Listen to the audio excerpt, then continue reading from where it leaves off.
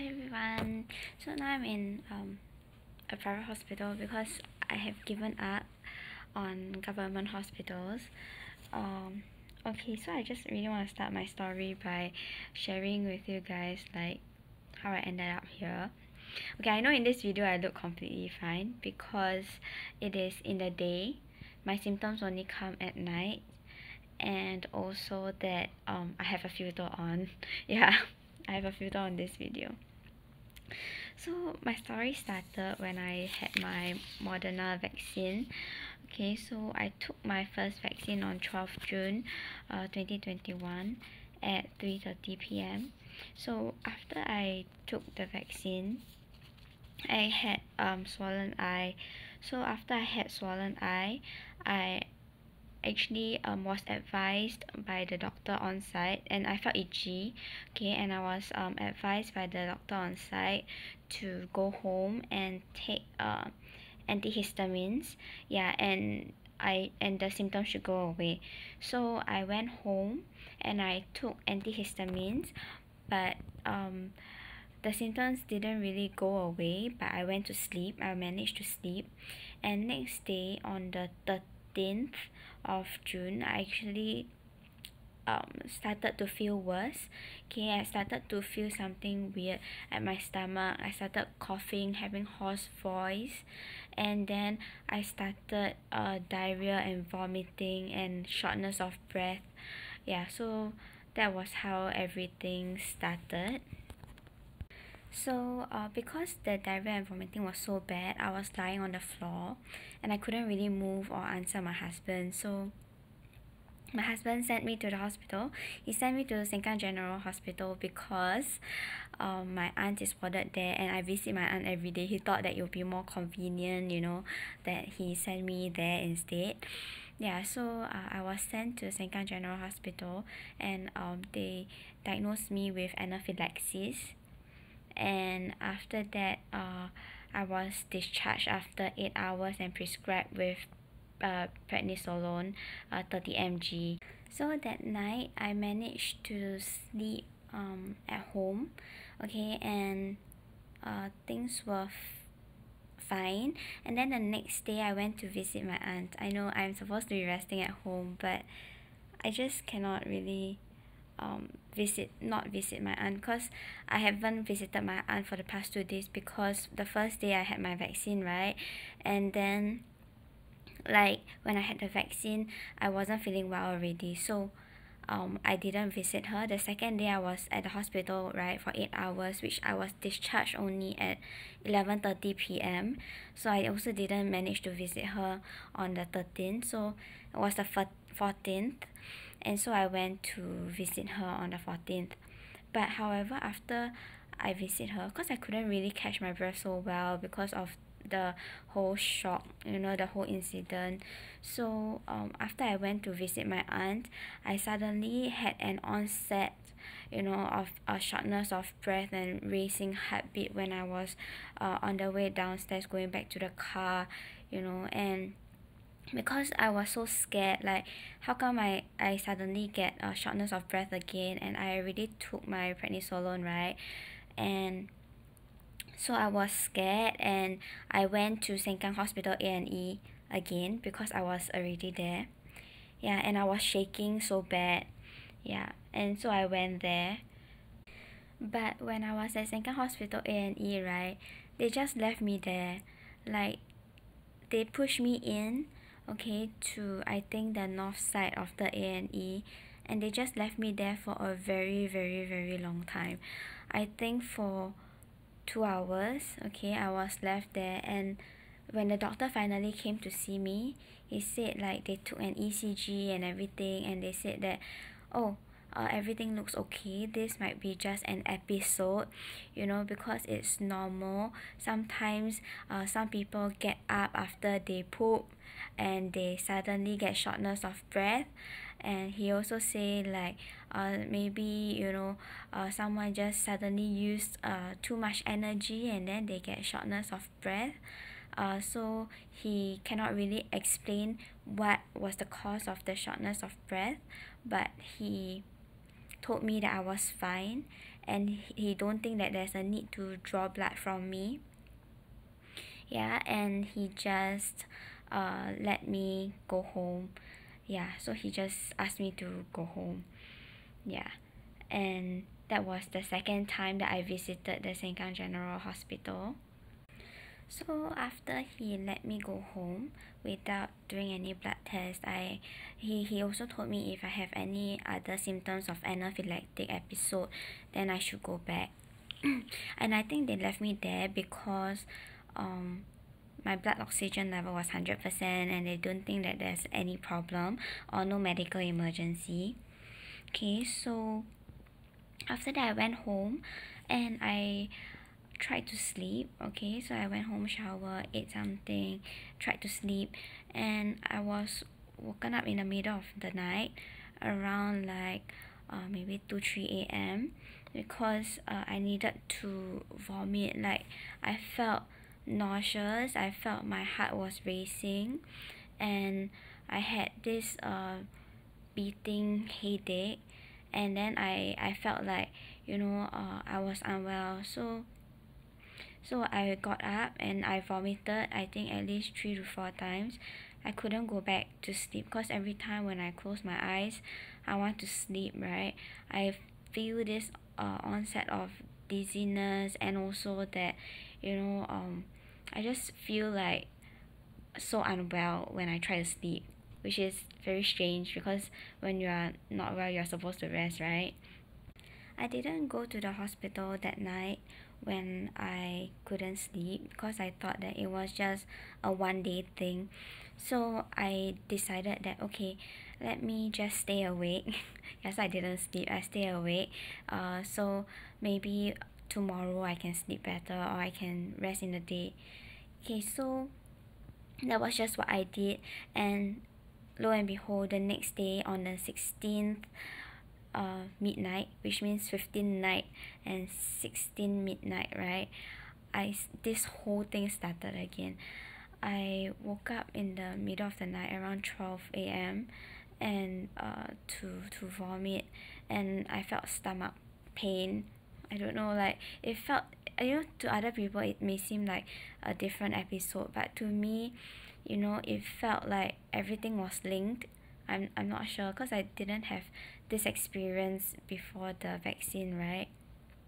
So I had stomach ache, and so I decided that okay, maybe I should go back to Sengkang Hospital. I should go there and ask them like what is wrong with me, like whether there is anything wrong. I want to find out like why am I feeling the pain, why am I waking up in the middle of the night and feeling like that, feeling nauseous and everything. So on the 16th morning, which is the 15th night, right? So 16th morning, the midnight timing, I went back to Sengkang Hospital because I thought that they have my records, so they know what is wrong with me. So I went back, and that is the third time that I go back, and they took blood, and they also did x-ray. I'm not sure why they needed to do x-ray, but they did x-ray and they checked me, and I think my blood was fine, just that my RBC was a bit low, and also my I don't know, like my hemoglobin was a bit low. I think they may attribute this to I was having my menses also on that day, so I think they just attributed it to that, and they told me that it should be just acid reflux. Okay, and then they say like they tested my my liver and everything, and it's from the blood, and everything looks okay, so there's nothing that I should be worried about. And then they say if I take this antacid, omeprazole, anti-nausea medicine, I should be able to sleep. Yeah, and they also asked me to continue to take prednisolone, so I continued to take that the next day. Yeah, and anyway they let me go home after that, so I continued to take whatever that they advised me the next day. The next day came, and I took everything, and And you know, because everything all happened at midnight, right? I haven't been sleeping for the last few days. Okay, so from, yeah, correct, from the 13 all the way to the 16, on all the way to 15 night, right? 16 midnight, I haven't been sleeping. So um yeah, I took the medicine and I was supposed to be able to sleep well on 16 night, 17 morning, right? But that didn't happen. Yep, so I vomited again after taking the antacid and omeprazole. Okay, so I vomited on the 17 morning, 16 night, 17 morning. But I didn't go to the hospital because on 17 I have a meeting in the morning. So I did a silly thing. I mean, to you it may seem silly lah, but to me it makes a lot of sense at that time. I actually stayed awake. So I stayed awake the whole night so that I can go for my meeting on 17 morning. Yeah. So I stayed awake and I went for my meeting and I was half asleep mode, but I think the meeting went okay. It went well. Luckily, I have my other colleagues there, and my manager also dialed into the meeting, so everything was fine. And right after the meeting, I went back to work. Like I went, cause I didn't have keys to go home, so I went to my in-laws' place to continue working. So I worked from the laptop, and yeah, although I wasn't well, I was having like headache already when I was working, but you know, I felt like I really need to do work already. I've already missed work for like 3 days. Okay, so on that day I felt like I needed to do work, so I continued to do my work, and yeah, after that I visited my aunt again, and everything was okay in the day. Okay, but at night, again, 17 night, 18 morning, couldn't sleep. It was so painful. I had like this throbbing headache every time I tried to close my eyes. It was so bad. And like when people tell you just rest, I tell you I couldn't, cause every time when I closed my eyes, right, the headache was so bad, I just couldn't. So anyway, because it's headache, right, so I self-medicate. Yeah, so I took ibuprofen. I took two pills of ibuprofen, and I tried to sleep. So ibuprofen worked. I think around 20 minutes later I managed to sleep, but I could only sleep for 3 hours. So after taking ibuprofen for 3 hours, everything faded away, my headache came back. Yeah, so, and you know, I've so called already given up on the government hospitals, right? So on the, I think by then it should be 18.